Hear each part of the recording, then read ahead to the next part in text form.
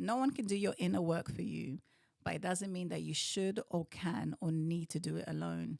It's time to break that stigma. Welcome to the podcast, No Stigma. So today I have my broski here. Santos. Another Santos in the house. So thank you for being here. That's right, sis. Yeah. And I usually like to start the show by doing a well-being check-in, right? So Yeah. I just want to ask how you are. How is your heart doing? How's your mind doing? How are you in general? I'm all right. I mean, I'm not going to go with the cliche answer, but life is challenging at times. It's a daily battle, but we stay balanced, you know, how it is. How's your week been? Let's maybe shorten it up. And how's your week been? My week. My week is, again, it's weird, you know. Men don't get asked this question a lot. So. And so this is the reason. So this is the I'm all reason. like thinking, wow, like, how's your day? Like, whoa. This is the reason Real why talk, it's like, I feel like this is the reason why I'm even doing this podcast and particularly bringing men, because I feel that, you know, it's important for us to have these discussions and more discussions with men, particularly around mental health, particularly around well-being, because there is a stigma around men and mental health, right? And the stigma is usually, you know, around, you know, the society pressures that men go through and the stereotypes that men go through around mental health, which we know is, you know, bottling things up, not speaking, or feeling some sense of fear or shame around being open about what they're going through around their mental health, their well-being. So having these discussions is important because, like you said, it's awkward, isn't it? it's funny. Yes. It is funny because, you know, growing up as a man, you might not know this being a woman, but we men don't really talk about these things. And as boys, we might check each other, go to each other's houses, you know, banter, whatever. But sometimes you really ask your boy, like, bro, how are you really doing? You feel me? So it's like, obviously, from a woman, maybe women have more of a community sense of, you know, tackling that issue. But as men, you know, we always men, you know, yeah, like, you know, men don't cry and all of that stereotype.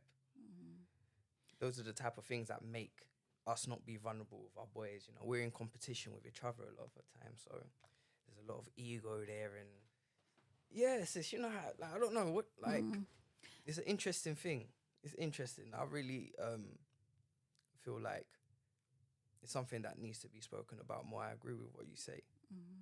I noticed at the beginning, as soon as I asked you, how are you? And I said, how's your heart? How's your mind? The reason why sometimes I do that distinctively is because usually we go into the cognitive, you know, in terms of how we're thinking, you know, up here, oh yeah, I'm fine. And it's that, no, but how are we reeling? How we, you know, there's this saying about the body keeps the scores, right? Which means that things that happen to us, we within our bodies.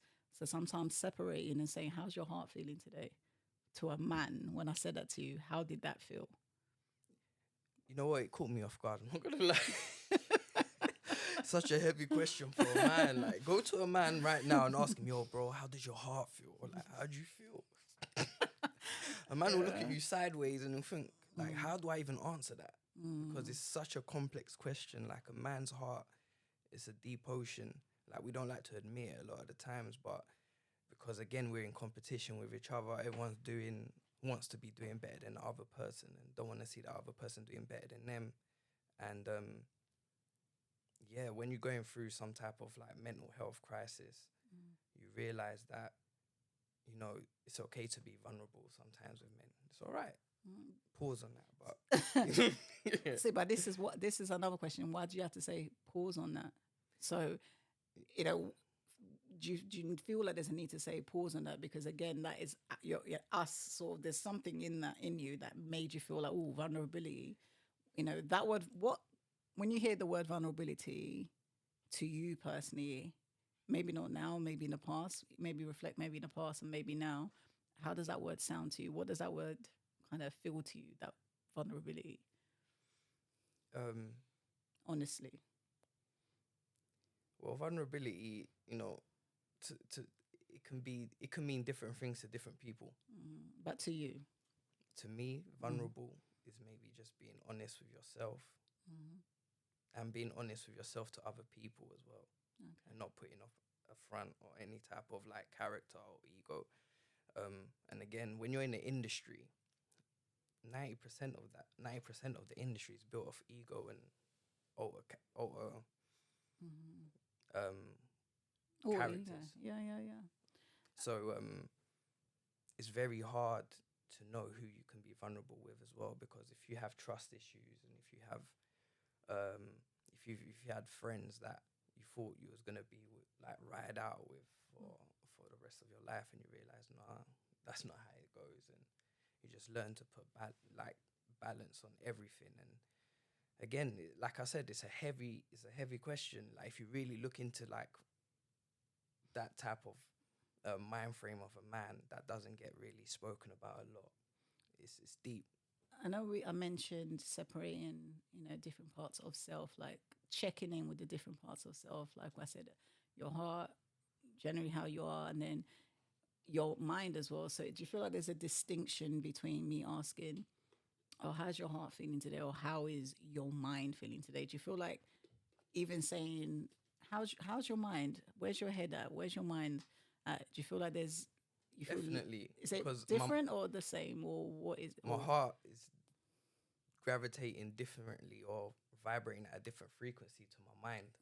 I don't know if it's with everyone, but with me personally, like sometimes my heart could be telling me something, but my mind telling me to do another thing. And that's the battle that we face day in and day out. So if you have ambition like I do, like it's hard. An ambitious man, a real ambitious man that's proactive, it's a difficult and lonely mountain, because again of those factors that I've mentioned before, especially being in the industry, and hard to be picking people to be vulnerable with, so that's the type of thing that men deal with on a day-to-day basis, but don't really talk about it a lot. And this can even be within your inner circle. It doesn't have to be within like... Yeah, because this is what I'm about to say, because there's work. Industry is work stuff, like, we'll work in different industry sectors, right? So that's work, which we will come in, we can touch on that. But then you have your network. So your network is your family, your network is your friends, your network might be your peers as well from work. But it's more about, for you, looking at generally society, what do you feel... What is your perspective around men's mental health in the society that we're living in now? You're looking at, maybe social media, maybe you're looking at family dynamics and just how the world is right now as a man, particularly a black man in the society. Like, what's your perspective on men and mental health right now? Well, to be realistic, it is at an all-time high, the awareness, because... maybe a few so years there is ago. more, you feel like there is more awareness now in certain countries. When we go back home, Angola, Africa, I can speak from my country, Angola, like there's still a stigma around that. real stigma. You can tell there's so many people with mental health issues, and they just call it being crazy and not having the real education to understand this person's actually going through a certain psychosis or a certain mental breakdown. They say, oh, he's gone crazy. Yeah, he lives in the streets now because of this and that, and that's how it is. So, maybe 20 years back it was probably the same thing, hearing it. But now that the internet and a lot of people being vulnerable in front of the camera has spread some type of awareness to the first world countries, I would say. So there's pros to then having a sense. So that's actually quite good to highlight. So there are pros to having social media because it's expanding. Yeah. It's expanding knowledge to a certain extent. Definitely is. Yeah. You pick your poison with social media. You want to learn, or do you just want to feed your mind junk food? Like, it's up to you. A lot of people get stuck with the junk food, but internet can also bring to you a lot of enlightenment, a lot of education, and thank God for the internet, because without it, a lot of this information and a lot of this communication access to people, communicating with different people of walks of lives with podcasts just like this, and just like what we're building with our program with Free Excel, is it makes the world a little bit smaller. And again, it's internet, it's a tool, so we just have to learn to use it to the best of its ability. So do you feel like there is why do you feel there's obviously that there's a higher rate of men committing suicide than women, for example. Why do you think that there is? What's your perspective on that? Because men have a harder life, sis. And that's not even debatable. I'm not here to debate. I'm here to gain your this debate. No, this saying, podcast is not a space to debate. This this space is a space for us to have these discussions, because that's your perspective and that's your feelings. I'm not here to dismiss. I'm here to embrace whatever you bring. So why is it that you feel that men have harder? Because I would say we have different challenges. I think that's, we have to be very aware sometimes, because I think even when you're speaking with women or men around mental health, that it becomes almost like a competition in a sense, who's got things harder. And I always say that we just have different challenges and different problems in life. And as women, sometimes we might not even see the society's pressure of what men go through on a daily basis, and men might not even see sometimes what women go through to a certain extent. So it's more about how do we have those conversations where we're not going, oh, we go through more and you go through more, but really be like, all right, let me hear you, let me be present with you and understand what is it that you need from us, and what is it that I feel like that we may need from you in terms of that support, because it's different challenges and it's different needs. No, 100%. Yeah, you ain't lying. Yeah, but elaborate more on that as well. I'm just being irrational. Irrational, right? Because sometimes we need the love too. No, 100%, we need definitely. The love. Men don't get a lot of love in this world, so I'm just preach, saying that because we don't get a lot of love. You feel me, sis? So it's a thing where like men have a higher rate in suicide. It's to the fact of, look at how life is. If you just look at the way the matrix is right now, it favors to a certain degree. It's just broke in so many, not to preach about things that it's already general knowledge, but there's so many things that, or maybe there are things that benefit both sides. I'm trying to generalize everything and not be biased. So try and bring in a bit more so your for the experience. from the men's side, what I can say, I feel like a men's only valued when he brings something to the table. Like when he brings something to really bring something to the table. I'm not talking about looks or anything of that nature. Like, men don't get free love, not even from another man. We don't get free love. Like, so there's there's conditions. Yeah. There was a little meme where Chris Rock in a stand-up, and he said that only something about men don't get real love unless they bring something to the table. Women get free love or something of that nature. You know what? You could just edit off or something, but it was such a meaningful clip for me, because it made me realize that we don't get nothing for free, really. Women can go club, for example, just a generalization. Women go club, they get in for free before a certain time, they get drinks bought for them. A man has to provide all of those things, and if you don't provide in any way, shape or form, the only person that will maybe value you is probably your parents. And that's just, maybe sometimes your parents won't even value you if they think, a men should be a certain expectation or a certain caliber. So sometimes there's a lot of men that don't have that in them. There's a lot of men that, they're just good workers. They just know how to work, and that's all they know how to do. Not everyone can be an entrepreneur or a CEO of a big company, and not everyone can be a rapper. Not everyone can be like a boss. So again, what I'm hearing is pressure. What I'm hearing again is expectations, and what I'm hearing is conditions. So in order for society to love me as a man, there are conditions, and these are the conditions that society puts these expectations and these pressures. And if we don't meet up to those expectations, and if we then fall under pressure, and then we're kind of stuck in this loop, right? So I hear that. And I think that's the reason why we need to have more discussions like that. I've So, had yeah. sorry to cut you No, off. I no, had a no. cousin Yeah, go on. that committed suicide. Mm-hmm. Spoke to him a few weeks before. Mm-hmm. Everything was all right, but again, we was in that industry, the industry that we familiar with. So like, he was doing the music game, I was doing the shows, but again, when you're in that frequency, there's so much. It's such a low frequency energy around you that if you don't have a level head and if you don't have a lot of balancement, it can lead you to these things. Because that's the only reason why I would say, Where does that balance come from, though? Where should that balance come from? I believe from your spirituality, your religion, spirituality, whatever you want to call it, religion, doing something you love, very important. Yeah. Because what I meant as well, because religion or spirituality is foundation. Right. So we're going, because the world is the world, right? So we're going to move into these spaces, right? So if we're moving into these spaces, like you said, we're going into different spaces that, we meet in people with different energies, different frequencies. We're going into a certain world.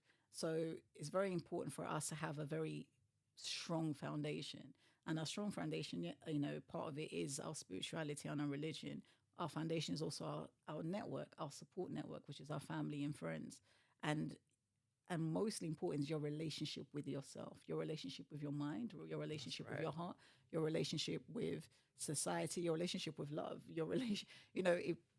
everything begins with self, right? So how do we start having that relationship with self? Like you said, the thing that we need to do from the very beginning is that we don't do, that men don't do, is actually speak and have that safe space. I feel that there's a lack of safe space for men. Or I don't know. No, facts. I don't want to speak for men, but do you feel like there's a lack of safe space? I'm blessed to have many circles, to be honest with you. But if I know a lot of people that don't, and if you're in that same circle 90% of the time, and you don't have that safe space where you can communicate with your boys like that, I just feel like they're not really, they're not beneficial. Do you understand? Like, it's very important to pick who you choose to be around, I believe. And this is a type of thing that adds to your mental health and your circle.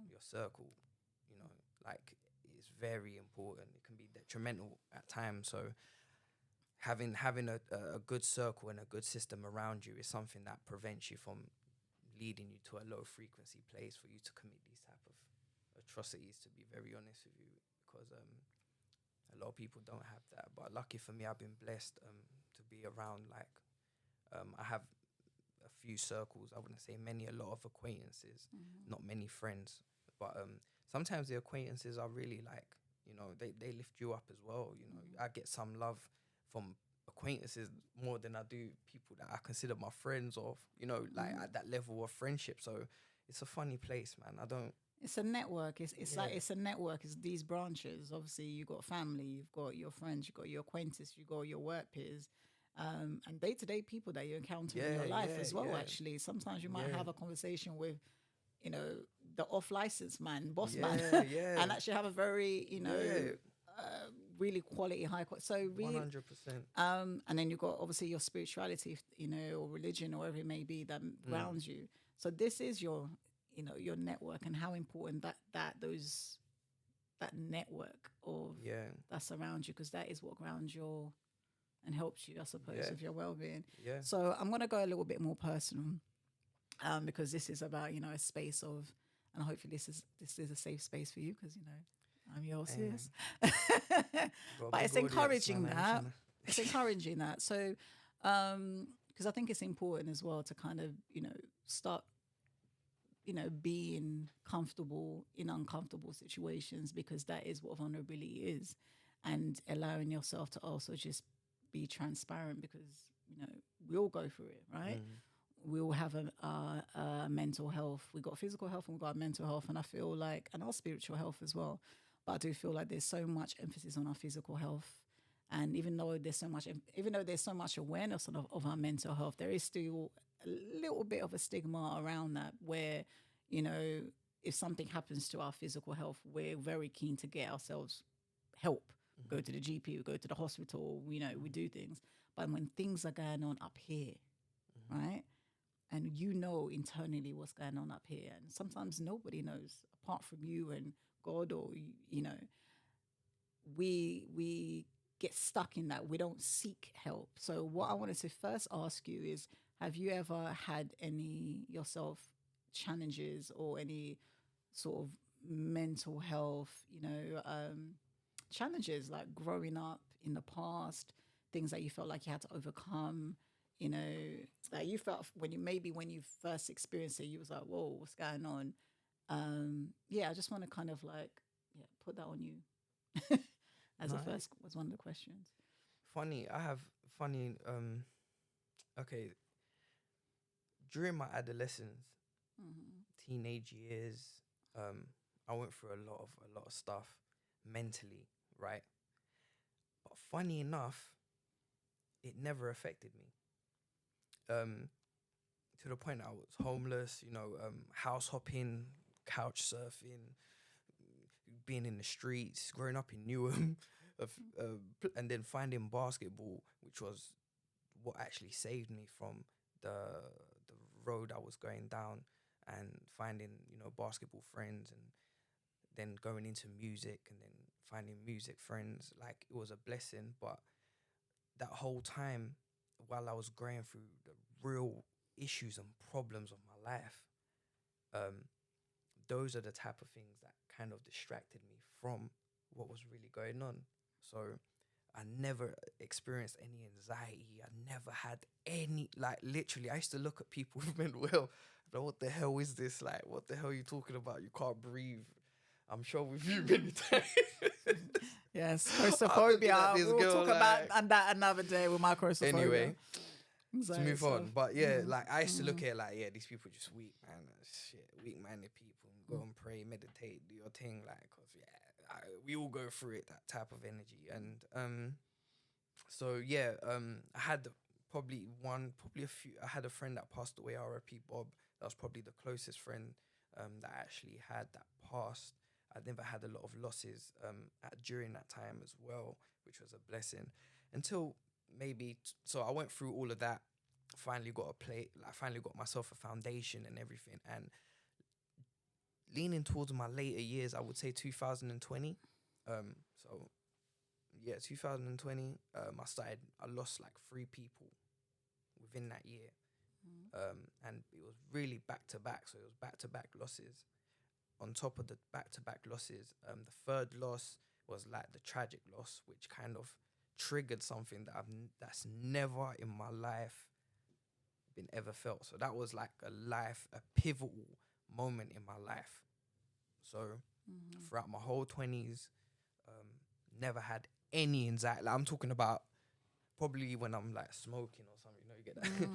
Yeah, but nothing of mental health. Like, I was completely non-aware until these deaths happened to me. And when I first Do started, you remember when you first? So when you first one, yeah, I do remember actually. remember the day where you was at? Yeah, man. How It's it mad happened? because I don't, as you already know, when you get it, it stays with you forever. It never leaves. Like, I try my best to fight it and do everything, but it never goes. Even if it comes for a few seconds, it's still there. It will tell you it's there.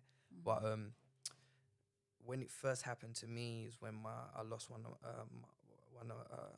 person really close to me that I considered like a father figure, and like someone that I looked for as a blueprint in life. Really close family member, uncle, father of the family, I would say. And when I got the news, it was just kind of unbelievable, because he was someone you would think would never ever. He lives to tell the story type of person. And when that happened, it just turned my life upside down to the point where, like, I couldn't. I thought I was having a heart attack. So I smoked. I actually rolled up something. I smoked just to get, by. And it hit, like, I got like suddenly a hit of like heart race. I could hear my heart through my ears. I was thinking, what the fuck's So I shouldn't even swear. I'm like, what the hell's going on? While that's happening now, I'm panicking. I'm bugging out. Like I'm not So gonna what's the lie. physical sensation It's in your mad. body? It's How like are you feeling? like my Describe it. heart. I felt like my heart was coming out of my chest to the point I was hyperventilating, sweating. I had a garden at the time, so I opened. No one was home, right? No one was home, so I opened up the garden. Opened up the garden door. I took off, like literally stripped myself to my boxes. Opened up the garden door. I laid on the concrete floor because I needed to feel some type of cold. Like I needed to feel like something, like it was weird. And I was thinking I was going to die in that place. And I was so egotistical. I was thinking, fuck that. I'm not going to call nobody. Like I ain't calling people someone and telling them I'm having this is how crazy I was so like, yeah, I was thinking, yeah, if I die here, at least the neighbors are going to see my body in the garden. And yeah, someone's going to call the police. And during that time, I was just trying to survive. I was just trying to breathe, to be honest with you. And I thought, you know what, let me distract my mind. And I called one of my friends. Shout out to my boy Z. My boy Z, he saved my life. He doesn't even know. He probably saved my life because I called him and then he's a boxer. So he's like, I'm like, yo, Z, did you watch the boxing? Because it was a boxing fight the night before or something. He's like, boy, did you see the boxing? And he started waffling about the boxing. While he was waffling about the boxing, I just put him on loudspeaker and I was laying on the floor trying to find my thought and find balance, man, and trying to pray whilst listening to him so he can distract me. And because I was having some evil thoughts at the time as well. Whilst that was happening, it was a lot of evil thoughts, like things that you would never think you'll be thinking about. So that was like the first one, and it was extremely like, it was a lot because I didn't know what was going on. I didn't know how to deal with it, etc. And from that day, it just became a regular thing. A chronic thing. Chronic. So just going back a little bit, you're saying evil things, talk about dark thoughts. Are you comfortable sharing about maybe like an example? Yeah, no, I ain't gonna lie. Thought? Yeah, I am comfortable about speaking because it's crazy. I'm not to say that I'll never, like, because I had a cousin that committed suicide. I used to think, why do people commit suicide? Like, how low of a frequency can you be to even think those type of things? But I've been there, like, and it's mad. Me, I'm telling you, I love life. I love life. Like, don't get it twisted. You'll never hear me do, like, unless, forget, I ain't even going to put it out in a frequency. But to conclude, I was having thoughts about telling me to off myself. Yo, fuck this life. You're going to die. It's just my ego, something inside me, voice is telling me I was going to die. You're going to die. Yeah, you're going to die right now. You might as well just do it yourself quickly. Just die now quickly. I'm thinking I'm thinking about it now. I'm thinking, raw. I was at that low of a frequency. And if I didn't have a lot of my teachings and if I didn't have a lot of my things that I've studied just subconsciously sometimes, a lot of things I dibble and dabble in a lot of religions, and I'm an atonist, so Karastian. So like we have our own teachings as well. At the time, I was so blessed to have these teachings already, because if I didn't have these teachings, I maybe wouldn't be the person I am today. Because at the same time, I look at that as something, as an achievement, because I was in that frequency. I was able to get out of that frequency.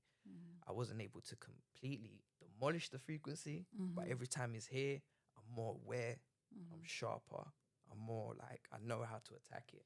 Yeah, we're going to go there in a minute, because that's something that I definitely want to sort of bring. But you spoke about, I'm going to highlight something in the beginning when you said, when I was a teenager, I went through so much things, but I never suffered anxiety. I never had, or when I was younger, I never suffered anxiety, which, to be fair, I kind of resonate with you in that sense, because, yeah, like, you feel like there's, you was going through certain things, obviously as an adolescent, trying to just process life as it is, as a young person or a young woman or a young man. But it seems like when we grow up, all of a sudden when we become adults, these it all comes back. It all comes. But then the reason why, that I mentioned in the beginning of the podcast, is that your body keeps scores. So adversities and traumas that are not dealt with, things that we suppress, especially when we are brought up within a culture that's, mental health is quite a stigma, or a culture that we always have to be strong and, all right, that happened. All right, shoot, get on with it kind of thing. That type of mentality of pushing through and suppressing. As we're suppressing, our body is literally, all right, we're keeping that score. It's almost like trapped trauma in different parts of our body. And as we grow up and we become adults, these things eventually start surfacing. So your body communicates, right? So when we start having these anxiety attacks and these panic attacks, and we're like, where is this coming from? Like you said, it can take one thing to activate and trigger that, right? And it can be multiple things, or it can be one big life-changing event that causes that. And then we quickly go into the flight and fear part of our brain where we're like, because it's a shock, right? So it's because we don't deal with those adversities and those traumas, and we don't talk about it, and they surface. Eventually, everything will surface. Your body will tell you it's enough. Your body will tell you it needs to come out. We need to process it in somehow. And that's why a lot of the times we project, in our relationships, we project it as parents, we project it, because if we don't do that work within ourselves, it's going to bleed somewhere. It's going to bleed in relationships, in friendships, in work, in whatever aspect. You might not even be aware. And that's why the beginning of work of self is self-awareness, right? So for you to even say, Rod, this is it. This is what I'm actually facing, and just being vulnerable with yourself first, because we have to be vulnerable with ourselves before we're vulnerable with anyone else. So just being honest with ourselves, I think that you mentioned that before, and being vulnerable with ourselves, allowing ourselves to then be vulnerable with others, and then start doing that work ourselves. So and then you fast forward and you went into the actual first time that you had that panic attack. And I'm aware of that as well, because I've experienced having anxiety attacks. Is you said you called your friend because you need a sense of distraction. But I told him as well. I said, bro, thank you. After literally, the next day or two, I rang him and I told him, bro, you saved my life.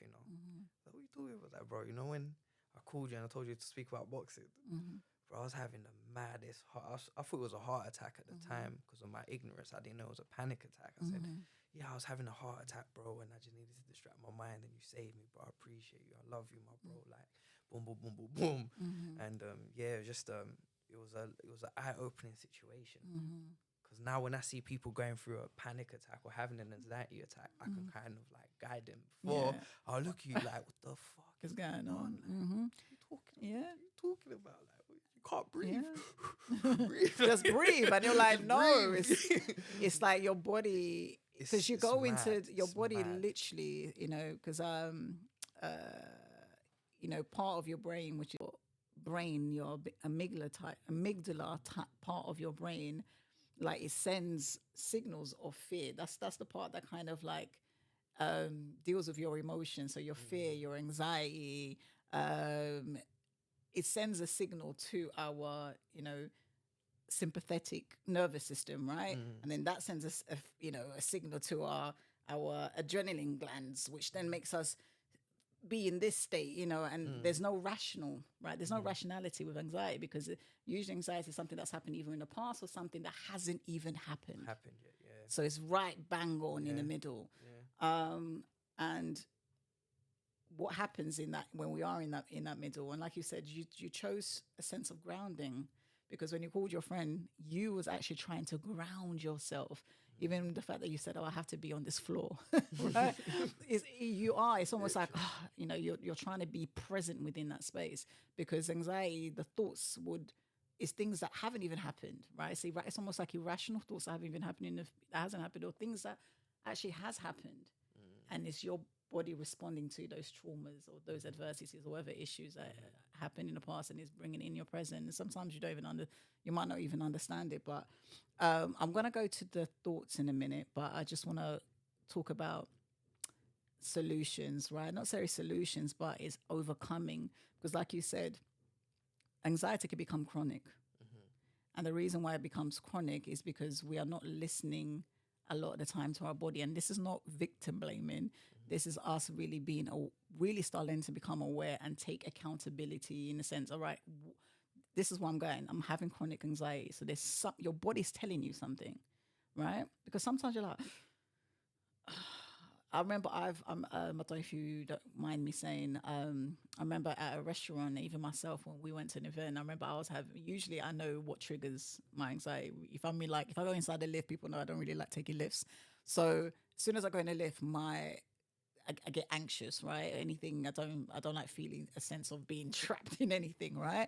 However, not recently, but in the past, as you remember, there was a time where I just started feeling like I was having an anxiety. It's like out of nowhere. And I'm thinking that's never ever happened to me before.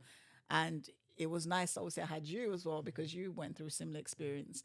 And I remember when we was at a restaurant one day, and you was just like, at the time, I didn't even know you was going through it because you was within your own space. And that's what I'm saying. People don't even know. You might be talking to someone. Yeah. Like I might be talking to you right now and you're having an anxiety. You're literally feeling a sense of anxiety, right? Yeah. But you're just like, but you're not even here present with me. You're in your head, right? Yeah.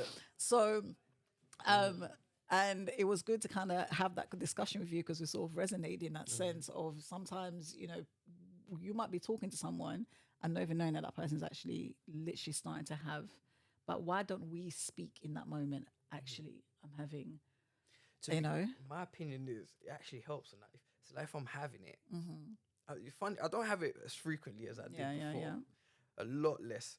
But when I was having it, the conversations will kind of help you. So if I'm having it and I feel like, oh my God, I'm about to have it, and I get into a deep conversation with somebody, it disappears. It's like, I don't know if it's something like with the mind. It does. Yeah. Like a mind, like it brings you back to your rational part of your brain. You're bringing, you're coming back to the rational part of your brain. So like the conversations helped really. I felt the worst would be when you're having it and you have no one around you. You have to just breathe it out. You have to like, this one's a long one. I'll just breathe it out.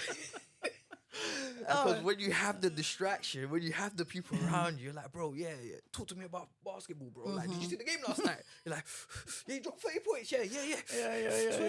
How was it? Yeah. Like, it's different. I prefer it that way. Everyone has their own methods, but that sincerely helped for me. Like conversation, music. So they are short. This is why I want to also have a conversation. They are short coping mechanisms, which is the distractions, right? Which is having a conversation. Literally allows your brain to kind of self-regulate, right? So you got all these different coping mechanisms that we can exercise, but we need for you to stop chronic anxiety. It's about dealing with the root, right? And it's about the triggers. So going back to, for example, when you said, from your childhood and your young adult years, what happened within that you maybe haven't done your work yourself, because that can stop you from actually in the future having anxiety or managing anxiety. Also grief is massive. A change of like when your life changes like that completely, your body goes into that state of shock. So it's fear. The fear, like, what is life without that human being? We go into a state of fear. So when we go into a state of fear, your mind tells, it sends messages, and now we're like, panic, So it's going also, it's actually being aware of, okay, this is chronic, this is happening, your body's communicating with you. Your body's trying to take something out, it's trying to process something. And it's about even what are those next steps. And on a professional perspective, obviously, as you guys know, I'm a qualified psychotherapist now. Hey, thank you. So going into this new chapter, I've always been keen on mental health. I've always actually done clinical work in the past, but now I'm sort of like in the heart of it all because mental health is such an important thing for my life. And it needs to be spoken about. Yeah. Does. Even like me, I'm a hard-headed like, I'm a hard-headed guy. Like I'm very, as you know, I'm your brother. I'm hard-headed. I'm always like macho, all of that. And I've never been introduced to this until I went experienced it myself. So, and again, it came as a blessing in disguise. So before I give my professional perspective and the solutions, what do you think as a man, gone through it, been through it, sometimes experienced here and there? How did you, like you said, music helps you, talking to people, but what other things that you feel like could help you as a man, and and men as well in general society that you think that needs to be What done? triggered my mental health? It was what you spoke about. It was the grief, Mm-hmm. the fear of going on with life without this person. Mm-hmm. So because that's kind of something that's permanent, I don't know if I could ever completely overcome that anxiety. I just feel like I've learned to love it, not to love it, but I've learned to really cope with it because it doesn't come back as frequent as it did previously.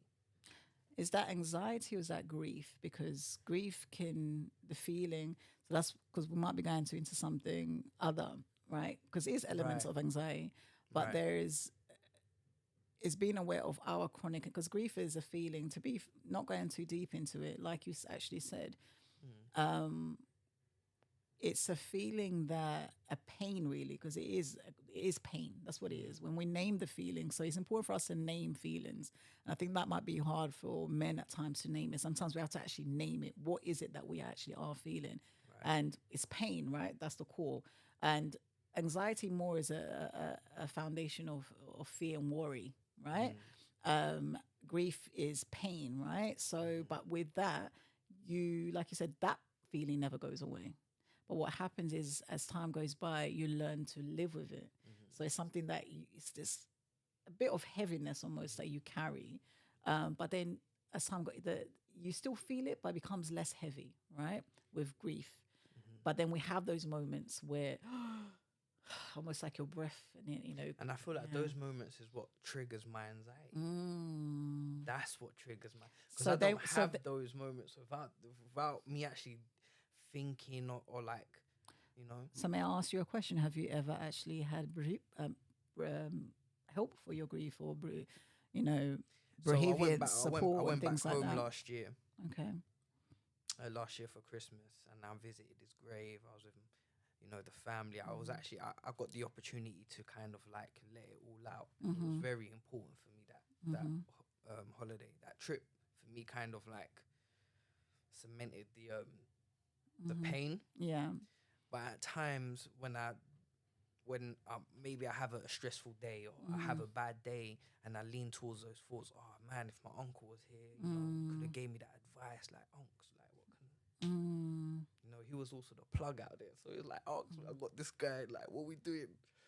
Like, there's nothing that no more. So it's like, when I think about it, it takes me there. Like, it's like let's get on the flight.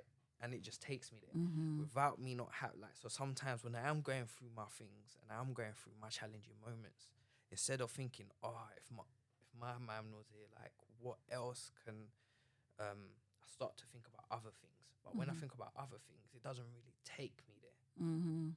So I feel like. But do you feel like you're avoiding? Because sometimes I might be wrong, but what I'm hearing is a bit of avoidance. Maybe. Yeah, it can be. And that's don't perfectly know. normal, because I've had moments I'm still like learning that. this. Yeah, so that could be an element of avoidance, because the reason why I'm asking you, if that is, you identified your trigger to that, and I know there's elements that you've tried to make peace with certain things by doing certain things, but if you feel like that is something that's actually causing you chronic anxiety, that means that maybe you might need a bit of support. And it's okay to ask a bit of help. And this is why we're having these conversations. It's okay to actually, because sometimes, there's only so much that your family can do. There's only so much that maybe your friends can do. So we all, like you said, it's a network, right? When we talk about a child, we say that it takes a village to raise a child. And then we become adults. So do we abandon those adults? We're still a community. It still takes a village to support. It takes a village to raise, but it takes a village to support. Right? So in that sense there's elements of, like you said, we have different networks. So some friends might, you might call a friend because you know that they're going to bust jokes and make you laugh. You might go to a friend where they're going to give you that sense of like guidance and, spiritual guidance. You might go to family, and that family's going to give you that love that you need. So we all play like a role in people's lives. But sometimes those people might not give you what you necessarily need.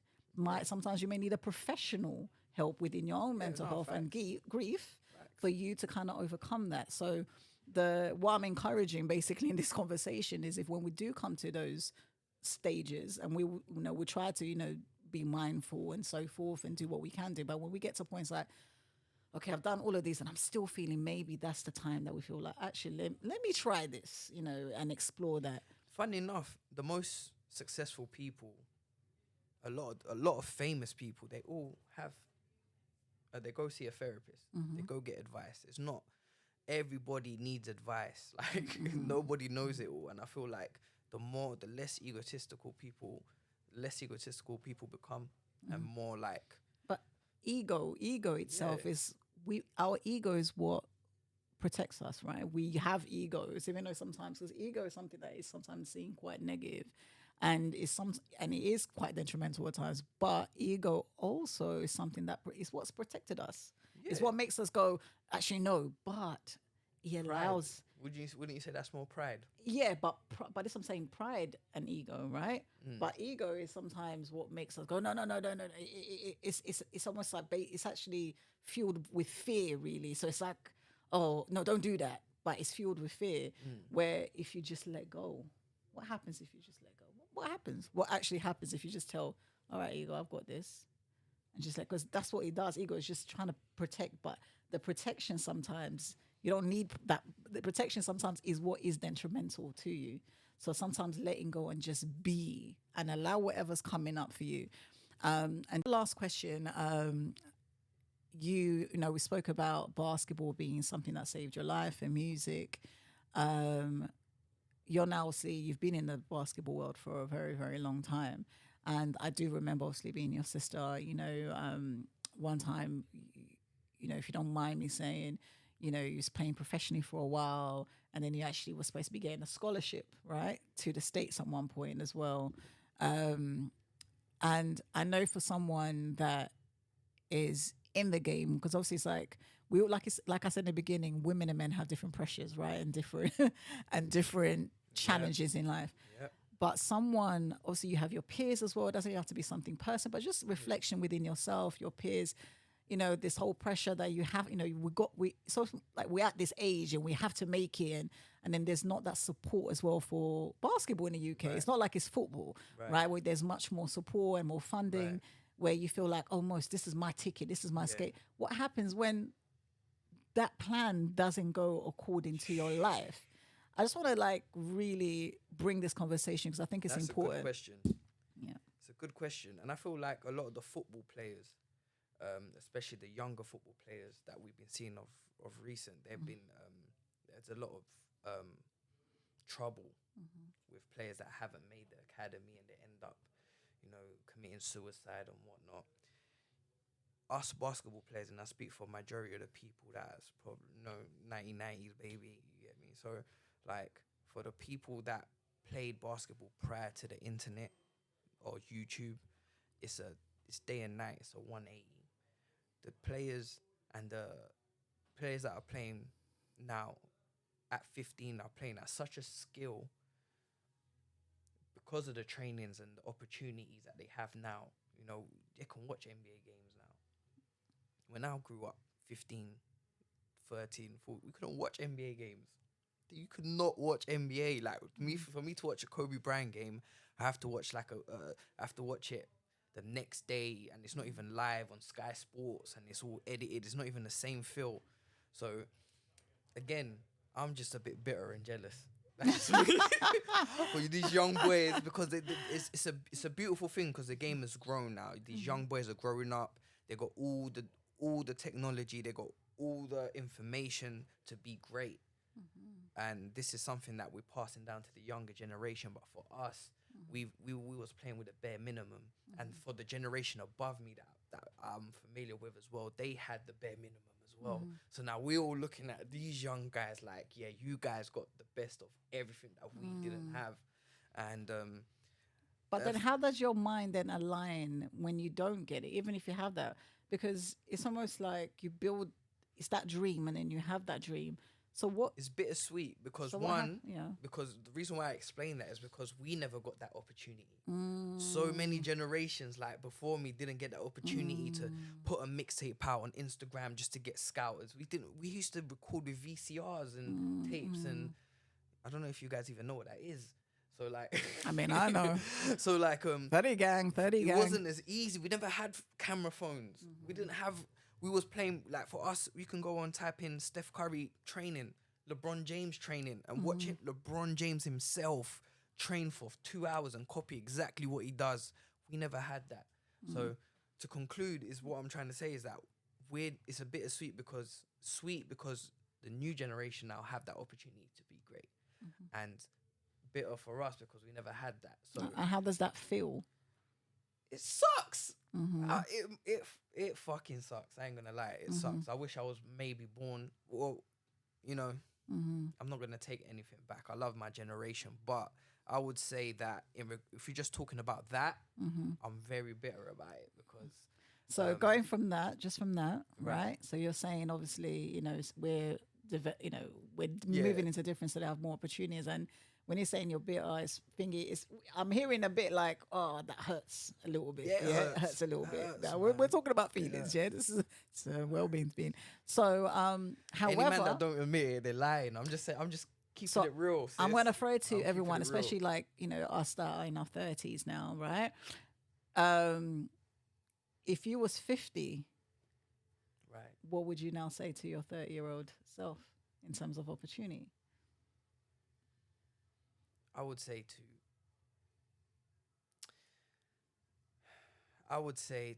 30 now. No. So now let's say fast forward. Yeah, right. Sometimes we look back, but now let's move forward. Now you're a 50-year-old man right now. You're 50. Your 30s is gone. You're a 50-year-old man now. Right. And God is like, all right, what is it that you tell me something that you want your 30-odd person to be?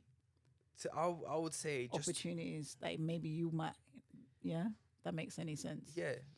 And to be honest with you, by the grace of the Most High, I'm actually on the right path, and I would say just to continue to do exactly what I'm doing right now, and just to continue to stay balanced, because I feel like that's the most important thing right now. I've got a lot of hands in lots of cookie jars, and I'm doing what I'm supposed to be doing. I really truly feel that. So again, I didn't make it in basketball, but I was blessed with multiple other opportunities, and now I'm able, you know, I have a permanent place, have a good job, have a good trade, and a lot of players that played in my generations maybe thought that was the only way out and that was the only dream, and now they don't have nothing else and they can be in those low frequencies that you were speaking about. So it's important, you know, especially within this matrix, to do things that you may not necessarily love, but to a certain degree it helps you bring balancement for your ultimate foundation. And that's what a lot of men lacking. You know, they put their all eggs in one basket. You know, 40, you're still rapping, like still living at your mum's house. All of those things, I hear it, like it's your dream, you want to do it, but you have to be balanced with it.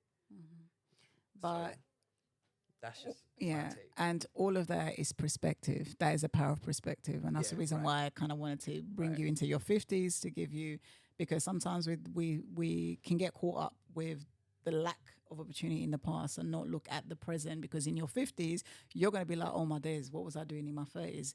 This is your present time. This is where you can be wherever you want to be, and we're going to have you know, adversities and hurdles and whatever, but we are the authors of our lives, you know. With God's guidance, we're good.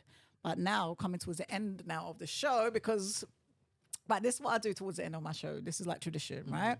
So we say something that we want, so in this space, we throw something that we just want to leave behind. Maybe something that we've been carrying, maybe for a few weeks, or even today, something that we're carrying that, you know what, this doesn't serve me no more. I just want to just leave it in this space. And then and then it's something that we want to gift ourselves with. So I'm going to kickstart it as an example. Okay. And then you go, and then we can wrap it up. And then you guys as well, you guys can do this as well. It's my little traditional exercise that I, you know, was taught, and now I just kind of just do it all the time. So for me, what I want to throw away today is feeling like I always have to be in control. Just, you know, just want to put it out there, because sometimes we want to like things to happen at the time that we want things to happen, and we try to, you know, control it, and sometimes just actually just let things happen at its own time. Stop trying to control everything, right? So I just want to just feel this feeling of control there, and I want to gift myself with grace, just be more kind to myself, and you know, when things are not going right, so actually you've done all right, you know, you're doing good, you're in the you're in the right path, you know, just be more kind to myself, be more graceful to myself. So that's when I give myself with grace. Yeah. What do you want to leave behind in this space? I want to leave behind. I want to give myself something first before I leave something behind. Okay, you can do whatever you want to do. Yeah, I want to give myself some. Can I say strength? Yeah, you can say whatever you want to do. I need that strength. Mm-hmm. I need more strength day to day. You know, just to keep myself doing what I'm supposed to be doing. Mm-hmm. I want to throw away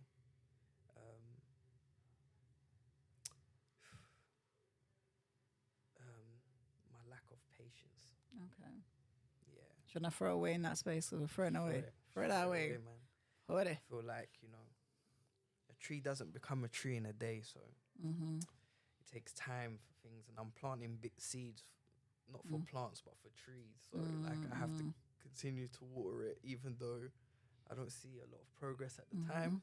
But you know, we take it one day at a time. One day at a time. So, anyways, guys, thanks for tuning in. And Mr. Santos, thanks for joining me. All right, guys, take care. Bye.